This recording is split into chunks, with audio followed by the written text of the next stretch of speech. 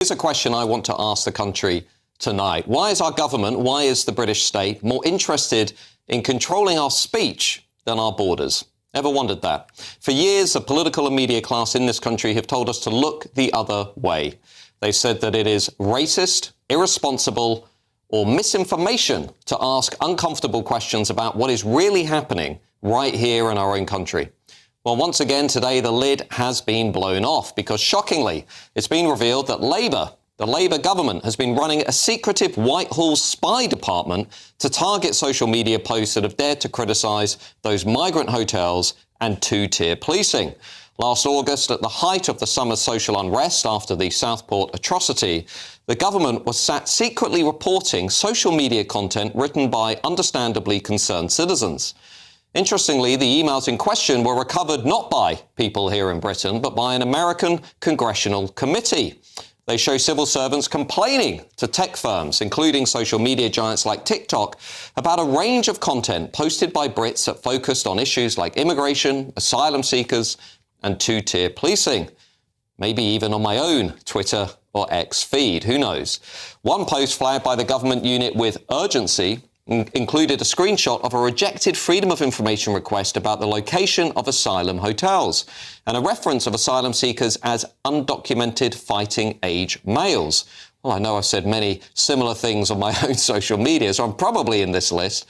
Officials working for Peter Keir, the technology secretary, yes, the same one who just said Nigel Farage supports Jimmy Savile if he opposes the Online Safety Act.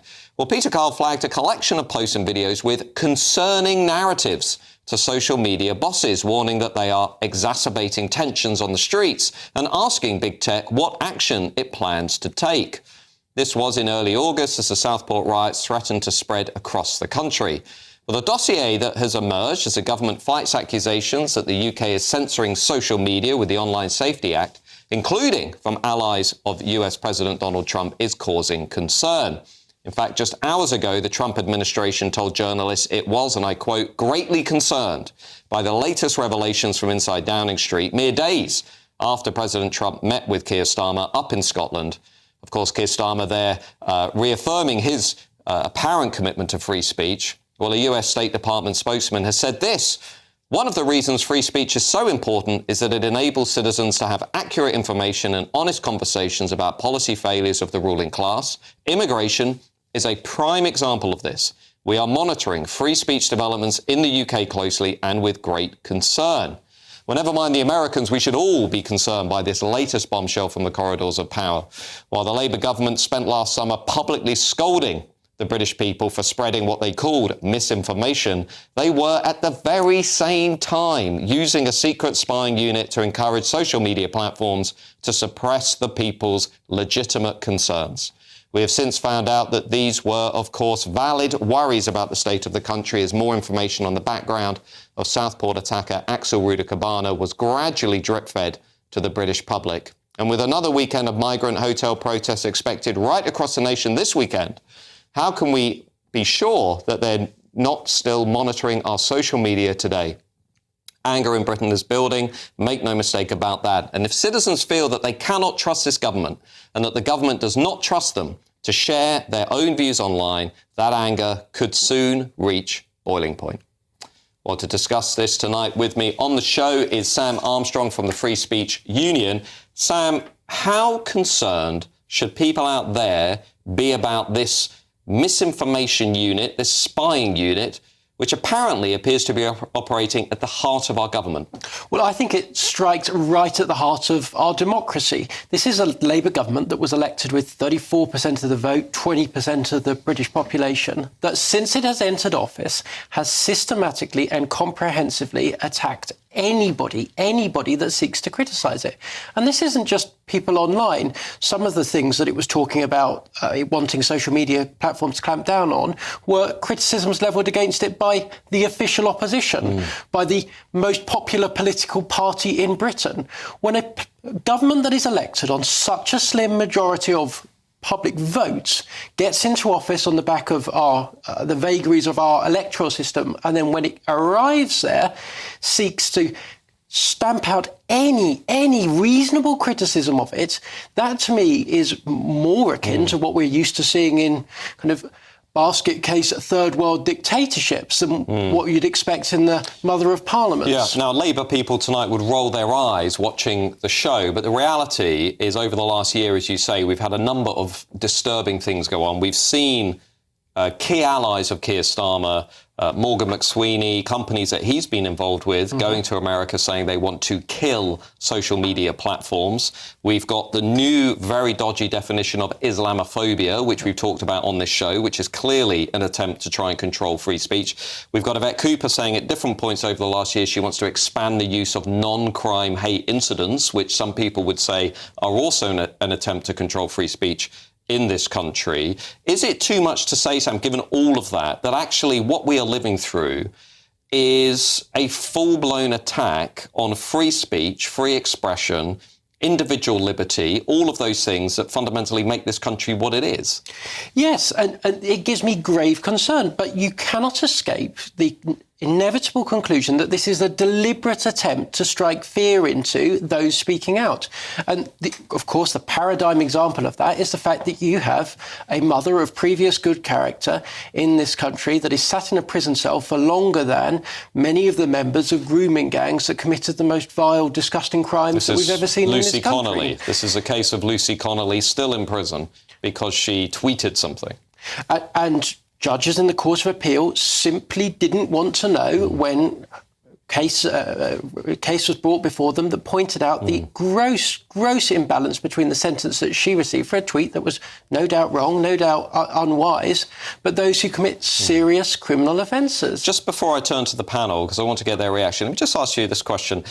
What is it about this Labour government? What do you think is driving this obsession with controlling our speech rather than controlling our borders? Because, this new spy unit, while, people out there sharing views that the Labour government find uncomfortable, views I share every day on social media, let's shut down the hotels, let's control our borders.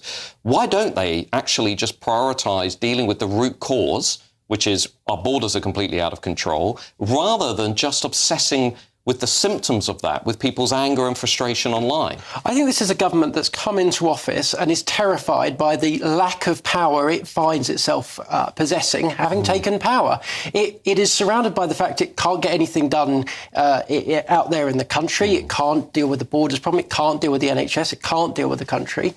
And then it deals with a population that they feel is increasingly out of control electorally, but also is prepared, I think, to go out onto the streets to express these views stridently at times. And I think that this is a government that is very, very, very afraid of the British people, particularly the British working classes. Well, to discuss this a little bit more, I'm joined by commissioning editor at The Spectator, Lara Brown, and Lambeth councillor and member of Momentum's National Committee, Martin Abrams. Martin, this is a war on free speech, is it not?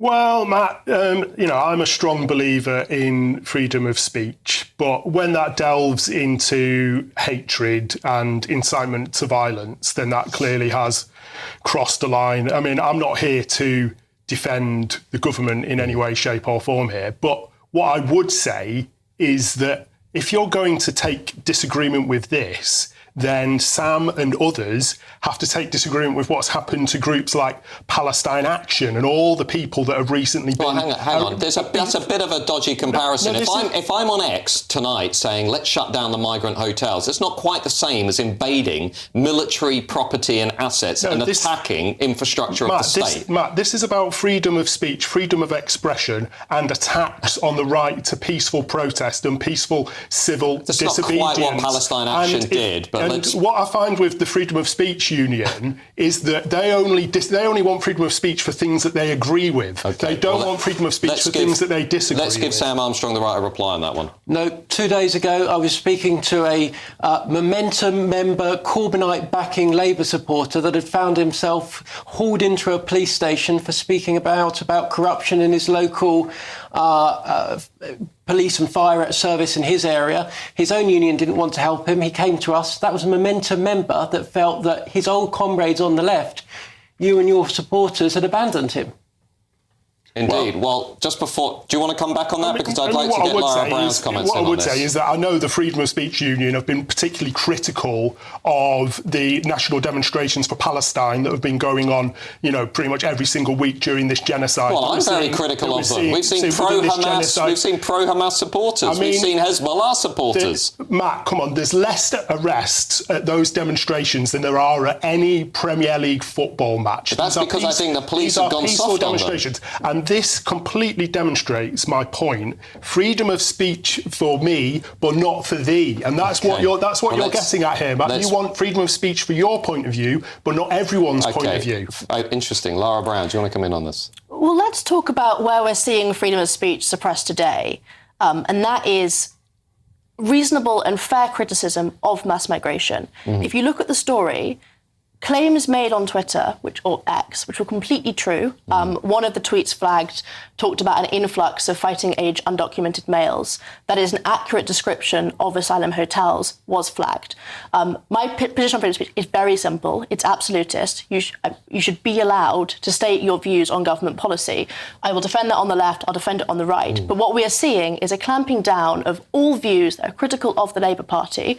We were initially told that this was about disinformation. We were promised that the raft of legislation that we had and monitoring was to stop fake news, which already worries me. But we've now crossed paths into the fact you can't notice and object to and point out things that are actually happening on the streets in your community. And that is a very scary world to live in. I think with the raft of legislation we've seen coming in, with the Malicious Communications Act, with the Online Safety Act, which means that 16-year-olds who are going to get the vote in a couple of months aren't allowed to watch certain speeches given in Parliament on social media. It is, and with this spy unit in Whitehall, it is very clear we're not living in a country anymore with freedom of speech. Indeed. Martin, can I ask you a question? Because words like hatred, hate, xenophobia, far right, I'm old enough to have lived through can remember the 90s and the 2000s. These words are being expanded, in my view, to shut down debate and dissent. So if I tweeted tonight, for example, we should shut down all of the migrant hotels, we should detain and deport illegal migrants because they're entering this country illegally. In your mind, does that classify as hate speech that should be censored? No. Right. Hate speech would be, overt racism, things like Islamophobia, things like anti-Semitism, things like anti-black racism, So if I said Islam poses a fundamental threat to Western nations, would that be hate? That would be Islamophobic, Matt. So you would say that should be censored in the public debate?